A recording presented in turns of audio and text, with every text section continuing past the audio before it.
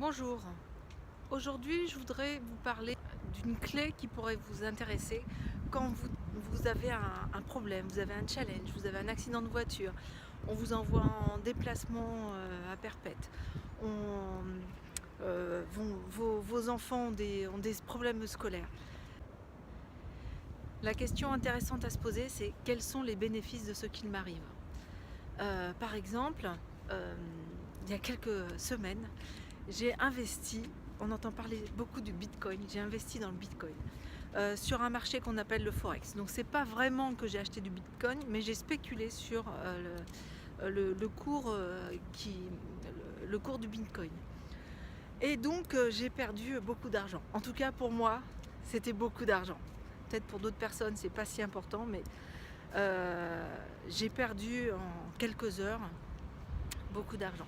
Ça m'a beaucoup challengée, j'ai été vraiment au plus bas.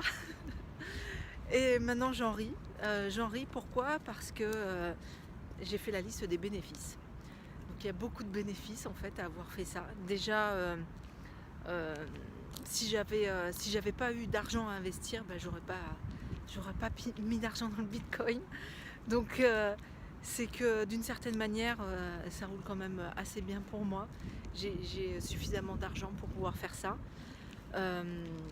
Et les bénéfices à proprement parler, eh bien, déjà j'apprends à gérer de l'argent. Je me sens du coup tout bébé. Et je pense que j'ai pas fini d'apprendre, et toute ma vie je continuerai d'apprendre. Donc là on est sur l'argent, mais dans tous les domaines de vie on peut se considérer comme apprenant, et pendant longtemps, et on augmente en connaissances, on augmente en compétences. Ensuite, le bénéfice que j'y ai vu, c'est qu'en quelque sorte dans cette histoire, en fait, j'ai voulu déléguer, j'ai voulu faire confiance. C'était un choix de ma part parce qu'en fait c'était confortable. La personne avec qui j'étais en relation me disait fais ceci, fais cela, vends, achète, et c'était d'une certaine manière c'était assez confortable parce que je prenais pas ma responsabilité.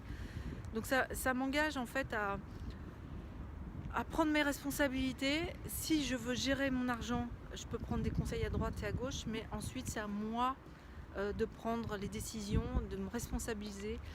Et sans doute que j'en serais pas arrivée là si j'avais fait ça, si je m'étais fait plus confiance. Donc pour moi c'est une clé importante d'être plus responsable et de ne pas vouloir trop déléguer, de dire oh, on m'a dit de faire ça, j'ai confiance en lui. Tu peux avoir en confiance dans des personnes de confiance, mais tout le monde peut se tromper, tout le monde. Donc au moins si c'est moi qui prends la responsabilité, ça me regarde. Ensuite, un autre bénéfice, c'est que j'ai réalisé que je faisais pas suffisamment confiance à mon mari. Je suis souvent dans l'opposition quand il me dit de faire blanc, je fais noir, etc. Et donc, quelquefois, même si l'ego peut en prendre un petit coup, mais en tout cas, quelquefois, c'est important de l'écouter et d'écouter ses objections, parce que quelquefois on est tellement dans une idée, ouais c'est super ce que je vais faire, je vais gagner de l'argent, ça va changer ma vie, enfin toutes les conneries en tout cas que je me suis racontées. Avoir des objections pertinentes et de porter du crédit à ces objections, ça peut être intéressant et ça permet d'anticiper en tout cas ce qui pourrait se passer. Donc là je me suis bien fait avoir dans le sens où j'ai vraiment pas anticipé, j'ai pas pensé que ça pouvait se produire comme ça. Et lui m'a mis en garde, il m'a dit qu'il y avait peut-être d'autres moyens qui étaient plus sûrs, plus sécurisants. Et je ne l'ai pas écouté.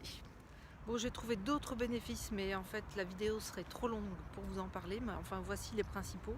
Voilà, et donc je voulais vous dire aussi que quel que soit votre challenge, vous avez un accident de voiture, vous loupez votre train, vous tombez malade, il y a toujours, mais cherchez les bénéfices, c'est une clé en or. Mon mari, pardon, excusez-moi, je suis mariée maintenant. Mon mari On l'a envoyé subitement, tout d'un coup, en déplacement à 2 heures de chez nous. Premier réflexe, quels sont les bénéfices? Et il en trouve presque tous les jours. Et bientôt, enfin j'espère moi personnellement que ça va s'arrêter ces déplacements. Et le jour où vont s'arrêter ces déplacements, bah, ça se trouve, il va falloir qu'il trouve des bénéfices à revenir travailler près de chez lui, près de chez nous. Donc c'est drôle, c'est une question magique. Quels sont les bénéfices de ce qui m'arrive? Voilà, je vous embrasse. Posez-vous de belles questions qui vous font avancer. Et bonne journée à tous. Ciao.